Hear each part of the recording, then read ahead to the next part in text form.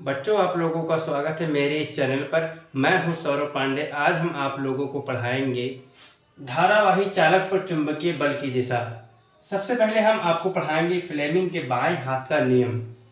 चुंबकीय क्षेत्र में स्थित धारावाही चालक पर लगने वाले बल की दिशा ब्रिटेन के वैज्ञानिक फ्लेमिंग के बाएं हाथ का नियम तथा दाएं हाथ की हथेली के नियम के द्वारा ज्ञात किया जाता है।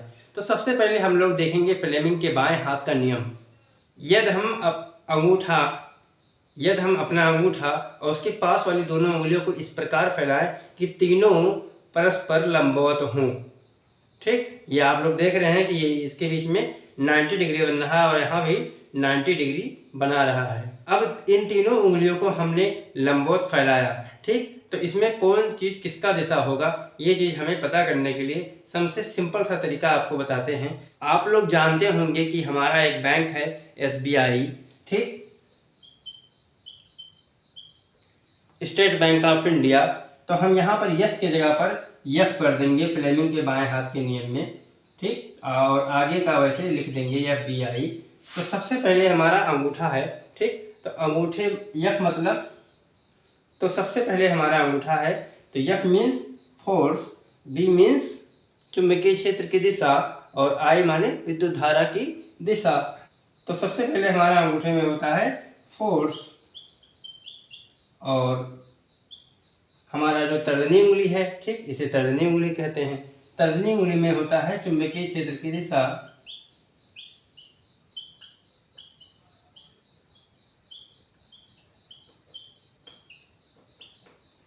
और जो हमारा मध्यमा उंगली है, ठीक, इसमें हमारी विद्युत धारा बहती है।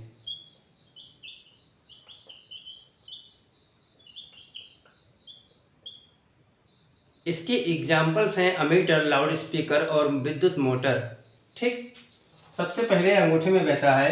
अंगूठे में आप लिख लेंगे, ठीक, अंगूठे में बल की दिशा,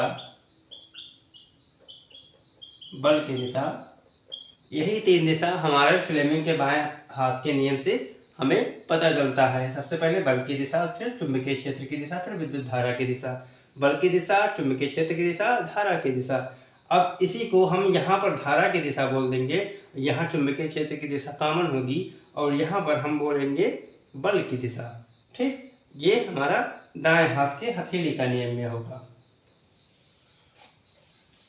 तो इसे आप शॉर्टकट में चित्र बना लेंगे खुद से और लिख सकते हैं FBI। ठीक, इसी को हम लोग विस्तार में हाई स्कूल के पेपर में लिखेंगे। अगर आप लोग देख सकते हैं कि कैसे हमारा ये बना हुआ है। ठीक है, सेकंड नंबर पर हम लोग पढ़ेंगे दाएं हाथ की हथेली का नियम। हमने बाएं हाथ में पढ़ा, ये हमारा बल की दिशा, ये हमारा चुंबकीय क्षेत्र की दिशा और ये धारा की दिशा। ठीक है, अब हम दाहिने हाथ में देखेंगे।